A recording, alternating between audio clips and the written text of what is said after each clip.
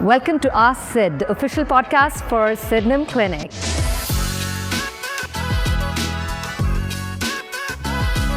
Today I come to you from our flagship location here in Beverly Hills. I am so thrilled to bring different guests onto the podcast so that we can talk more about our 7 pillars of health, and we can go deeper into your genomics, your gut health, your hormones, your sleep, your nutrition, psychology and physiology. So let's bring it on.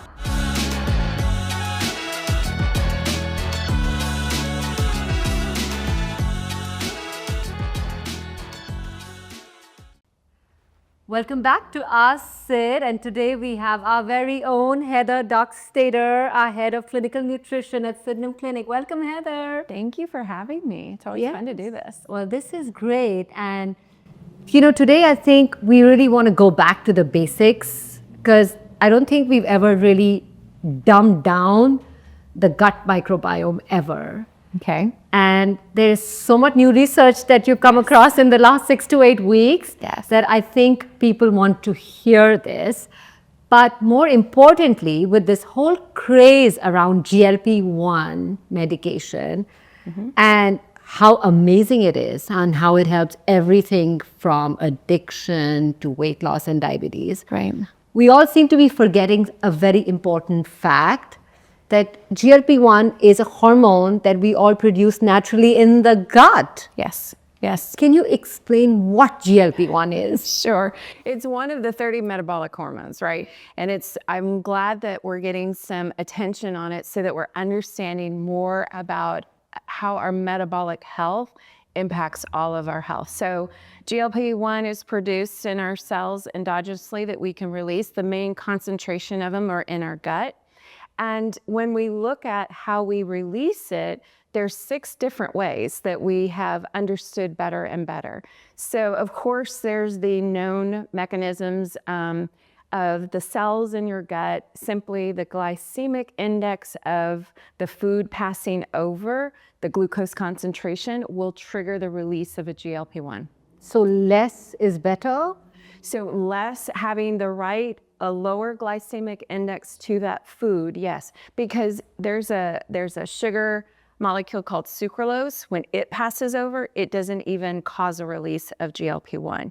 So that's what we're looking at, this glucose level within your food that it's passing through. Another way is the fiber content in our food feeding the gut microbiome. From them fermenting that fiber, they release what's called short-chain fatty acids. There's 3 of them. Those short-chain fatty acids, when they cross over the receptors of the cell, that will cause a release of GLP-1, okay? There's also bile acids. So bile acids are what our body produces to break down the fat in our foods so that we can absorb it. I like to tell people, how you put Dawn on your hand to break off the fat on or grease on your hand to make it remove. Right. That's what bile acids do, but they're very caustic in our gut. And what happens is we need to absorb or sequester 95% of them in the small intestine, right? So that only 5% are going to the large intestine where our gut microbiome will ferment it, right? If we have too many, then we have an issue. And those bile acids being reduced help release the GLP-1 as well. There's receptors as well. Then the other 3 areas are lipopolysaccharides. It's a fancy word, what we get from gut bacteria, gram-negative species in our gut. And if we get too many, it's very insulting to our immune system because they're endotoxins. But a certain amount of them are good because we've seen that those lipopolysaccharides will actually, when they cross over the cells, release some of the GLP-1. So it's balance there that we're looking for. The last 2 have to do with glycerol. So glycerol comes from our dietary fat synthesis. And when we get it broken down to the glycerol level, that glycerol, when it crosses over the cells, can release some GLP-1 as well. And the last is tryptophan. Tryptophan is part of our protein amino acid profile. And tryptophan needs to be converted into indole. And so when we have that conversion, that indole will actually pass over the cells and release the GLP-1. So that's 6 different areas of how we can assess and look at how you're doing dietary to help your own production of GLP-1. So Do these 6 translate into 6 different lifestyle habits or something that you incorporate when you're making a nutritional plan for people? Oh, absolutely. I mean, we're looking in the SIDNM membership and how we look at testing, Yes. microbiome testing, NutriVal, things like that. We're looking at that testing to understand the biomarkers, and then we make adjustments, lifestyle, nutrition, and health. Absolutely. And GLP-1 production endogenously is one of your big goals. Yes. Yes. I mean, we work closely with people who are doing exogenously, and we are seeing changes in the research. And that, well, I should say it this way. We now have case studies that are showing when you're on an exogenous GLP-1 and you're working with someone or having the support to make lifestyle and nutritional changes, we're moving the needle. Instead of losing 20 to 40% of your muscle mass, you're only losing 11% of your muscle mass, which is natural in weight loss, right? You're going to lose some. Can you explain what the side effects of using Ozempic, Wegovy, Mounjaro? I mean, this is one of the big side effects of exogenous GLP-1. This is what we mean by exogenous. Right. So yes, and that's the main needle that we want to watch closely when somebody's on this is losing muscle mass, right? I also work with people to make sure that we're taking in the right amount of calories. Okay, so calorie is a unit measurement of energy, and our body needs energy just to keep the lights on, right? There's a basal metabolic rate that we use to measure that. And from there, I work with people to make sure that they're taking in nutrient-dense foods to meet those needs, to make sure that we're also getting the protein that we need, right, to maintain that muscle mass, right? And the lifestyle measures are going to be making sure that we're doing that strength training, that we're using our muscles and building more muscles. And then along with it is absolutely working within the gut microbiome, right? Because exogenously, we don't promote that for a lifetime, right? So once we are working to support and reach our goals, then we're going to look at, okay, how do we go forward? So do you try and wean them off exogenous and then increase the endogenous GLP-1 production? And we're working while we're doing the exogenous, right? We're making sure that we're getting the polyphenols and the fiber and the things, all those 6 things, hitting those markers of all those 6 things that we know will produce your own endogenously. So it seems that it's even more important for you to have a nutritionist or a support team if you are on Ozempic and Mounjaro. Absolutely. Absolutely. Because you could be harming yourself in the long run. Well, because the whole goal, right, is health, metabolic health for longevity, right? You might achieve a goal for a weight change or something, but you might not achieve the metabolic health that's going to last you a lifetime. Now going into metabolic health, right? What is good metabolic health and what is a healthy gut microbiome? So metabolic health is looking at how you have flexibility, right? So we need to make energy, our cells need to make energy, and it needs fuel sources to make that energy, right? And being able to be flexible between our fuel sources. Is it the calories that we're taking in? Is it the fuel sources that we have on our body already through stored energy and glycogen or fat? And being able to move back and forth between these sources, right? So looking at that and being able to maintain that flexibility through your lifetime, right? And not seeing body composition changes where we're slowly losing all this muscle and increasing all this fat mass, right? You might stay the same weight, but you're having these slow shifts, and we want to watch that. Then the gut microbiome, we're really understanding more and more about the gut microbiome and how it is affecting our health. Meaning, when we first were starting to approach it, we're in the world of microbiology, you're looking at what is making up this ecosystem. What's the quantity? What's the diversity? Now we're drilling down and we're understanding even better at how the different species are working. And we're getting to a place where we're looking at the gut barrier, the intestinal barrier function, and looking at how that works for your health. And you were mentioning it's being treated as another organ. Yes. That's how important the gut barrier is. Right, exactly. So treating it like a secondary or an accessory organ and maintaining the right function of it is going to be very important to your health in the long run. So what is the gut barrier? So I'm glad you asked, because a lot of people have a little some misunderstanding about it. So think of it, I like to use analogies, of course. It's how Please, it helps us. It's so technical. So anatomically, right, you have the mucosal layer that's sitting on top of the cells, right? The cells that are in your small intestine where you're having absorption, digestion, that's leading to fermentation by the gut microbes. So think of it like border patrol, right? So in this area, we are slowing down things going through so we can check and see if we want them to go through or not go through into our system, right? So your mucosal lining is actually what's slowing things And where down. is it anatomically? Like, So it's sitting right on top of your cells of your small intestine, and in your large intestine, you have 2 layers of mucosal layer. So that is hugely important, and nutritionally we are talking a lot about that. In that layer is where our microbes exist, right? Think of it as having a lot of depth for soil for them to exist and thrive.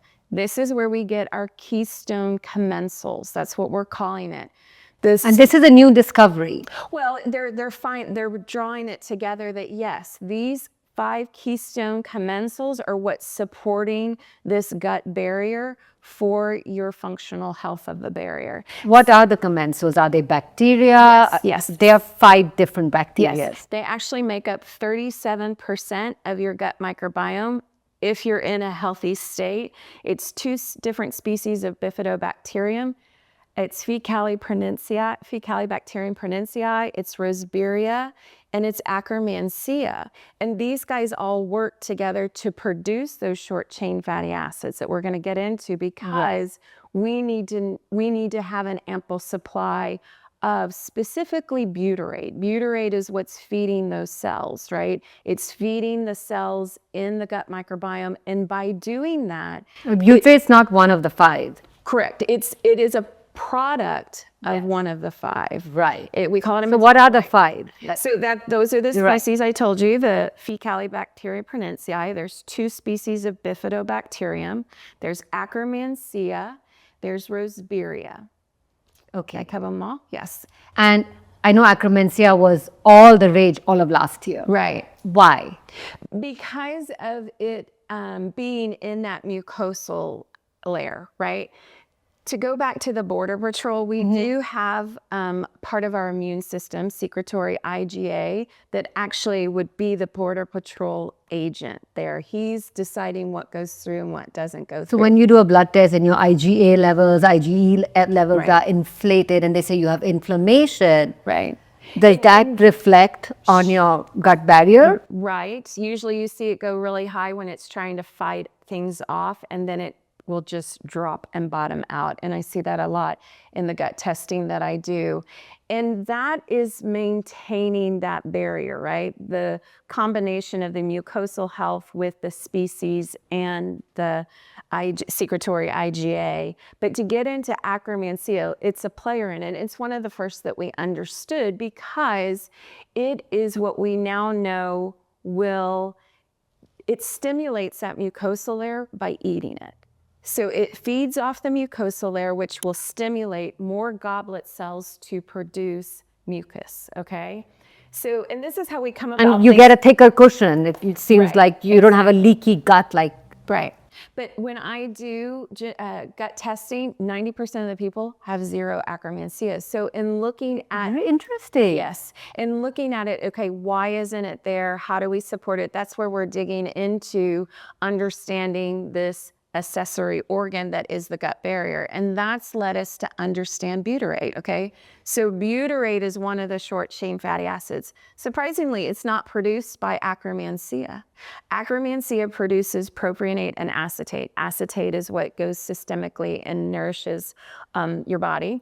But butyrate is what nourishes the gut. And they were like, where is this coming from? And we started doing butyrate supplements, right, to feed the cell, because when you are utilizing butyrate, the cells of the intestine eating the butyrate, it takes oxygen from the environment. And in taking the oxygen out of the environment, you shift the advantage to the anaerobic bacteria, which are all the five. Right. The five commensals. Right. It is the commensals. They thrive in an anaerobic environment. So as they were looking at butyrate, it was what is producing butyrate? What is the number one butyrate producer? Anaerostipes. So we had a doctor yesterday tell us butyrate comes from the word butter. Yes, you can get dietary butyrate from butter. You can. The issue is that most of it is absorbed early on in the small intestine, and where we need it, right, to feed the colonocytes, which is your large intestine, is lower, further down in the intestines. So we get more benefit from the butyrate being produced by the fermentation from those gut microbes. Anaerostipes, right? So, Okay, now that is the latest buzzword in the world of gut health these days. Can you please explain what it means? I've tried to pronounce it 5 times and I'm like always fumbling over it, but you broke it down very well. You said the genesis of the word. So anaerostipes, anaerobic, less oxygen. So that's where we get it from. Anaerostipes, they're calling it the peacekeeper of the gut because it's producing so much butyrate, right? Butyrate actually, propionate and acetate will actually feed Faecalibacterium prudentiae, Roseberia, and Anaerostipes, but Anaerostipes is the main producer of butyrate. Butyrate is helpful in, like I said, feeding the gut cells, but it also helps in communication with the immune system. And we're seeing that Anaerostipes is this second-tier support to that Border Patrol guard. After the IgA. Exactly. So the secretory IgA, you've been fighting a long time and it's wiped out. You've used it all up. Anaerostipes is second tier, and they're showing how it will tighten those junctions in your gut cells as well. So we're working alongside to even calm down the immune system, increase Treg cells, which is one of our great fighter cells that helps slow down inflammation that our body produces. So this is very exciting and very transformative when doing gut protocols. So how does it translate into a protocol for you? So in looking at the gut microbiome, obviously we have to take care of any opportunistic species, right? We need to... Yes, and this was very interesting how you divide the bacteria into two classes. Right. Well, it's a real estate game, right? I always tell people it's a real estate game. Okay. And we need to make space, and we need to get the bad guys out, the bad bacteria. And I can shift the advantage by giving butyrate, but it's temporary. So my analogy for that, because there's always an analogy. Of course. So in a protocol, and I'm trying to have the effect, and I've removed the bad guys, I now need to build back your gut barrier function. So I want to give the immediate relief from having butyrate there. And so think of it like fresh flowers. You put fresh flowers in your house, you get the beauty from it, you enjoy it, but they're gonna die, and then you're gonna have to replace them, right? And so that's what happens with a butyrate supplement. But in doing that, you get the benefit at the time while I start growing your soil. I build the soil, I plant the seeds with the Anaerostipes and wait for those flowers to come up. And so using those, depending on what your gut microbiome is showing me and your symptoms and how you're feeling, we work those together for a period of time. And then I will, once I feel like there's that foundation established, then we come in with Akkermansia, because we've understood Akkermansia, think of it like the gardener, okay? So remember I told you it ate the mucosal cells to produce more. Similarly, Cutting, pruning, taking the weeds out. Yeah, that pear tree, you've got to prune it if you want it to produce more fruit. Similarly in your gut, that's what we're doing. So it's very exciting, very rewarding. Now, what is the relationship of this to we have another layer, like how we have a gut barrier, we also have a brain barrier. A blood-brain barrier. So can you talk to us about the brain barrier and the gut barrier relationship, how it all functions and how the barriers are different? Well, and understanding leaky gut and what has been driving us to be very emphatic about dealing with it quickly is because it is an exposed area, right? It is outside. It's not a sterile environment, right? Things are moving through that track. And so you want that barrier to protect you from things that are coming through. When you have those tight junctions that are allowing things in, they're now getting into you systemically. Your immune system is going to respond with inflammation. Similar structure of tight junctions in our gut are in our blood-brain barrier as well. So if you have leaky or relaxed junctions in your gut, you can have them in your brain as well, which will then allow that inflammation to enter your brain, and you're getting neuroinflammation. So this is huge in the... And over time, this can cause dementia, Alzheimer's, Parkinson's. More and more is being revealed. Absolutely. Yes, yes.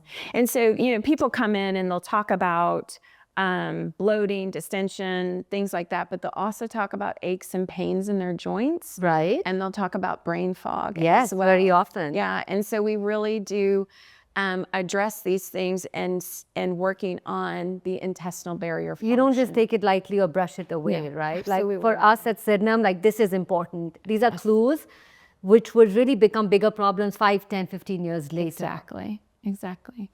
Yep. That is amazing. Now I would like to dive into a hot or not section because there's all this cool stuff that's out there.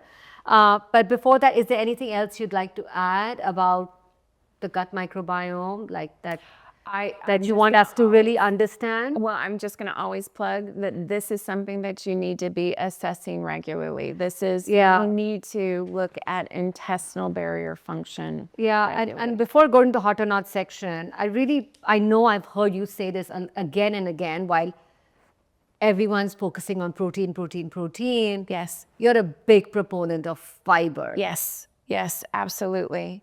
Well, and fiber is, many years ago, well, decades ago, it was a main source for doctors to use to lower cholesterol. Right. Because the only way you can excrete cholesterol is bound to fiber. Right. So you could affect cholesterol levels that way. But looking not just at that, we know tons about fiber being the fuel source to this gut microbiome, right?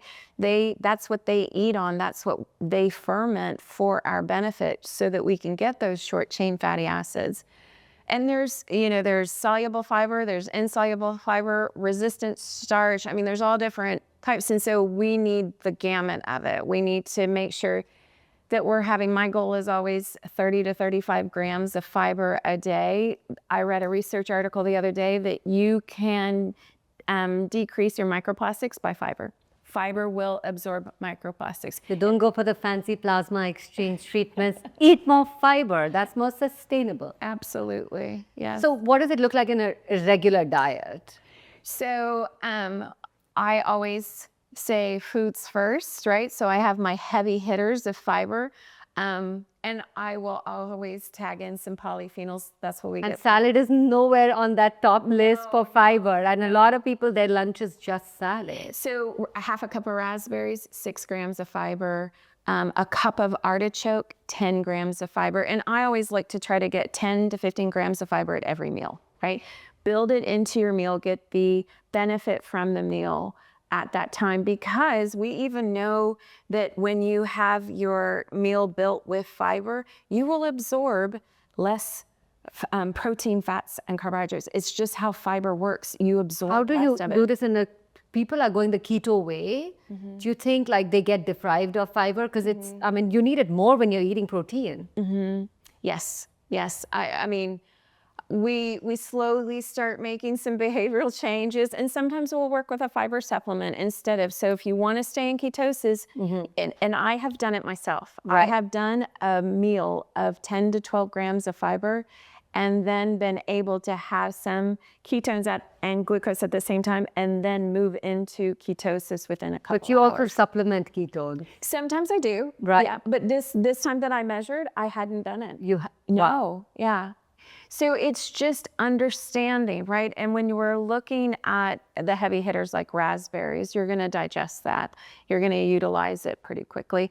The other favorites is a cup of green peas, right? Half an avocado.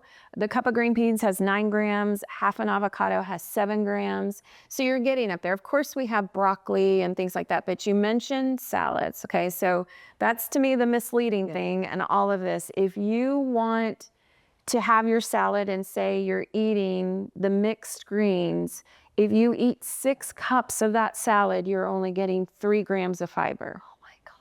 That is a lot of salad to eat. Wow. I still need, 10 more grams of fiber. So now romaine and kale is a little bit better. It's 3 cups of romaine to get 3 grams of fiber, but you're still eating a large quantity. So that's where I say, have your kale, have your romaine, but when you're counting fiber, put your avocado on it, put your nuts and seeds on it, put some beans in there, Wow. add it up. So, Well, that gets us to our hot or not section. And the first one I would like to know a little bit more about is a category that I was not sure whether it helps in GLP-1 production or not, is fermented foods. yes. Yes, we want fermented foods. It's just a good, talking a lot about exogenous, endogenous. This is a good exogenous way of getting probiotics in us. So absolutely, I do. Talking about probiotics, I forgot to ask you, there's some cool new views on probiotics, and they have some new probiotic research out. Yes. So with the Anaerostipes, there's also more, and we're shifting the language more to supporting your commensals and looking at a combination of these keystone commensals being afforded in a probiotic version. Interesting. So not all probiotics and prebiotics are equal. Correct. And remember, when it's a real estate game, I tell people this all the time. When I'm looking at your gut microbiome and you're telling me you're taking a certain probiotic, I'm like, well, sure, I see, because those species are elevated where you're still deficiently low in Akkermansia or Roseburia. Because it's a real estate game, we don't want to give preferential treatment. We need to work to bring the balance and support all the key. Which is why you need to have a team dedicated to working with you, because it's not possible on your own. Like, I mean, you guys keep us all accountable. Thank you for doing that. I'm guilty of not following some of your advice, but now I will. We're all human. Yes. Kombucha. So it's hot if it is a source that is using up all the sugar in the fermentation process. Why? How you make it? Or so when you look at kombucha, you have to add sugar to it, sugar sources to get the fermentation to grow. And if they use up all of that fuel source to make the fermentation, then it's hot. But if you still have a lot of sugar added to the kombucha, then no. So not all kombucha is equal. Correct. Bottom line. When you read the bottle, read the amount of sugar in it, or sometimes it's not disclosed. Yeah. In the nutrition label, you're gonna see how much sugar. Okay. So just watch the. Yes. Okay, it's hot if the sugar's low. Yep. Probiotic capsules. So that is so tricky because it's a wide range, right? And we're looking at people.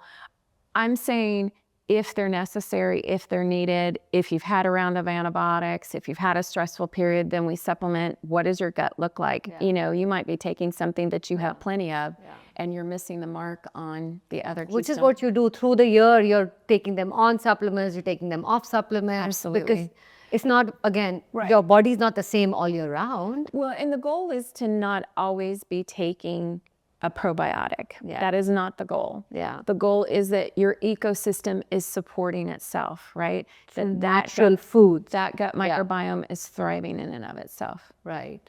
Okay. Butyrate supplements. Like, I know butyrate is like the hottest thing around. But Right. And I'm all for it. And it's a great thing that I start out using first in some of my gut protocols, because it's that immediate energy to your intestinal cells, right? And remember, I said it's going to shift to a less oxygen state in the ecosystem. So I'm preferentially giving space to the anaerobic good guys. So the one disclaimer I have is it needs to be butyrate, not butyric acid. And how would people know the difference? Just read the ingredients. You'll know it. You'll say, And is it mislabeled or misrepresented sometimes? it'll just say butyrate supplement, and then you need to read the label and look at the back and see if What it's is the butyric acid. Do not take it. If it's butyrate, usually it's around 300 milligrams, take that. Okay. GLP-1 medications for longevity. So I say yes if you They're hot.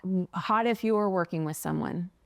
So it's not a magic pill. No. It's something that should be supervised. Right.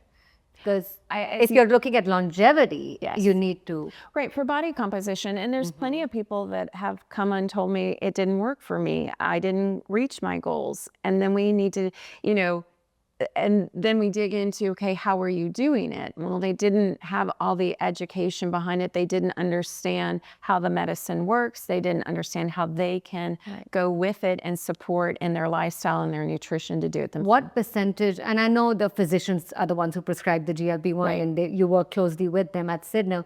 What percentage of your our members are on GLP-1? Oh, I know I'm cutting you off guard, but just a gut feel like. Usually you know what? I know better at who's low in Akkermansia than I am. Really? Yes. Out of all the gut microbiome testing that I do, Right. I would say 90% of the people, mine included, when I started this, have deficiently low or very, very low Akkermansia. And with that, of that 90%, 40 to 50% are low in Faecalibacterium prudentii. So in this case, can we say one size fits all? Everybody's okay to take Akkermansia supplements? No, because we have to build back that gut barrier. So we could be taking it the rest of our life, right? But remember, it only That's not the root cause being fixed. well, and it only produces the acetate and the propionate. We need the butyrate to feed our gut cells.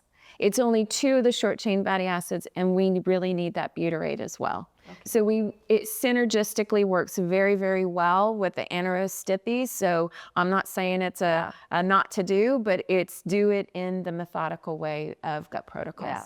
So yeah, it's really complex. It is complex, and people biohack just based on like the popularity of certain supplements, and they think like they're healthy because you do feel healthy for a short time, but from a longevity perspective, oh sure, you could be harming yourself.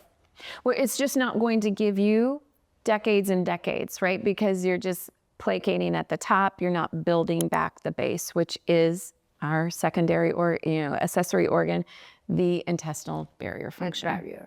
Okay, so fiber powders and fiber gummies. So I do think fiber powders are hot, especially in lifestyle situations, because traveling, right? And you're having to eat out more. It's really, you got to know your high fiber foods when you're navigating a menu to make sure you're hitting it at the meal. But you could also do a good soluble, insoluble combination fiber supplement that you can have right before your meal and you've taken care of it. So I utilize them for myself and with clients all the time. Now the gummies are a little harder because it's a different type of fiber, and there's usually a sweetener added to it. And so that's always going to get a negative with me. So talking about travel, there's a trend for antibiotics after travel. Is that hot or not? I don't think antibiotics just for the sake of antibiotics is hot at all. I see what it does to your gut microbiome, and that's not the route we want to go. What about, I know with Dr. Lugo, we've done another podcast, and he really dived deep into the different type of artificial sweeteners. Yes. But what's the hottest artificial sweetener, and what's like the coldest one? Well, I was going to say, so I'm always reading research on it because we're understanding more and more. So artificial sweeteners come from the place of not having an insulin response, right? That's where they were born from. But understanding its implication on your gut microbiome is where it really, it has a great impact as well. So when you're looking at stevia or monk fruit, something erythritol, which is a sugar alcohol, when you're looking at that, it's not damaging. But that doesn't mean it's beneficial or it's encouraging. So to me, if you have to have something that has a sweetener, that's what I would go for. Do not do sucralose. Aspartame, all those other ones, no. Not hot. Okay, what about probiotic toothpaste? I think that's definitely hot. Really? Yeah. I In place of a regular toothpaste or in addition in to a addition, so as I'm understanding this more and more, and I'm really anxious to hear the podcast with the previous dentist? podcast with Yes, the dentist, yes. because I'm learning so much as we go. So I would imagine similarly that we need to facilitate this biome, right? Yeah, and it's the second biggest after the gut. Not having the mouthwashes, not doing it that way. I've even started reading about gums, like prebiotic gums that help support the flora there as well. I will tell you, as I was digging into some things in the gut microbiome, there's species that we see that are prevalent in the mouth. And when we see them in the gut, we get concerned because they're linked to some cancers. And Early so- detection can happen just through oral microbiome testing. Right. And when I dig into, okay, so what are their methods of countering it? It is regular cleaning and regular, hygiene and health, and how you're taking care of your gums, as well as And inflammation, of course. It's both go hand in hand. absolutely. Okay, so now what is one of the latest health hacks that you are adopting these days? Well, you kind of stole my thunder because it's fiber. Fiber has made the biggest difference to me in making sure that How is Heather doing fiber? Like, how am I doing fiber? So tell us, let us in on your daily meal plan. tricks up my sleeve. Yes. And you travel and you still don't budge. So I packed my fiber supplement when I put it in my luggage and brought it with me. I travel more with my fiber supplement than my other things. Your makeup comes last. Exactly. Do you know how many times I've had it swabbed at security? I'm like, it's just fiber. It's not a drug. Okay. So I do the fiber supplement. I usually do that in the morning because that's usually the meal that's on the go or it's hurried or something. So if I'm not at home where I can eat my raspberries with my chia seeds or flax seeds that I'm building up my 10 grams, yes, I'm doing a fiber You mixed it with collagen. So yes, I That's do. a secret. Yeah, I do add collagen to it as well, build up some of those amino acids and stuff. At lunch, it's usually beans. Yes, I eat lentils a lot, and I will do obviously grains and things like that. My trick though is when I'm hurried at work or traveling. So they're fiber bars called Flora. So the gal. Yes, you would. Yes, You even found them at Air One when you were doing that whole podcast with Sarah. I hand them out to clients all the time in meetings. I'm like, just try it, just see. I tell people it's like the inside of a fig Newton, but a little less sweeter. It is 13 grams of fiber from 16 different plants. I think I have the numbers right, but it's all natural plants that she's putting in. So it's the gal who made Jenny's ice cream. Did you get to speak to the owners or the founders yet? They're doing just fine, but I am totally publicizing them out the wazoo. So We don't sell any supplements. We don't sell anything at Sydenham, so there's no monetary gain. no, but they're good and they're easy. Sometimes I don't need the whole bar, so I'll just eat half of it with my lunch. So you listen to your body. Yes, I do. And then at dinner, I'm always making sure that's when for sure we'll have some more grains. And I usually, my other trick is building in multiple vegetables, right? So a lot of times when I'm having somebody do a diet recall, they're like, okay, so I had my protein and I had my vegetable and I had my starch, whatever. I'm like, vegetable or vegetables and stuff. And so then I start listening and I start counting grams of fiber. So sure, if you had a cup of broccoli, you've had 5 grams. But you could take that cup of broccoli and you could sprinkle some pumpkin seeds on it, or you could add another fibrous food to it to build it up. And so that's my other trick, is layering the vegetables and nuts and seeds to build in that fiber. An extra source. Yeah. Okay, before we end, what is a health trend that you've been seeing that you feel is like an anti-trend and no, people shouldn't be doing this? That's the salad. I'm sorry. everybody's like, oh, A nutritionist is saying don't eat salad. don't count it as your fiber source. You can have the salad. What's so good about the salad? Then why are we doing salad? It is a good source of vitamins and minerals from the leafy greens. I'm going to say, are you eating kale in that salad, or are you always having just the mixed greens? Sure, spinach is fantastic, but you need it with other things. I start telling people, okay, can we broaden our definition of a salad, right? So can we make it a broccoli salad, a cauliflower salad? Can we start with a grain? If you want that leafy part, then you need to be sure that you have a grain with it or some beans with it so that you're bumping up your fiber. So no, I don't tell people not to eat salad. I just say it's not counting towards your fiber count. So Well, thank you so much for that. And I can't wait to have you back to tell us all cool things about nutrition, lifestyle, and how you personalize it and all the cool stuff you're doing. So, you know, Heather is a scientist. She loves research. So you do want somebody like her making your personalized program. Thank you so much. enjoy it. I love this conversation. Thank you. Until next time, keep sending us questions for us, Sid.